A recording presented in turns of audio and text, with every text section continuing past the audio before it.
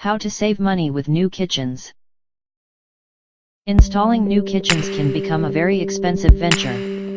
Hence, you need to be extra careful not to overspend on unnecessary installations that you can comfortably do without. However, you must also ensure that your cost cutting doesn't affect the quality and durability of installations which you select.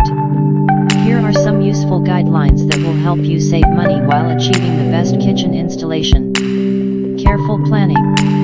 A 2011 survey by Consumer Reports revealed that making last changes caused the most expensive costs for homeowners whose kitchen remodels went wrong. Such changes that were made after work had commenced cost an average of $1,500. That's a significant amount which you can easily avoid through proper planning.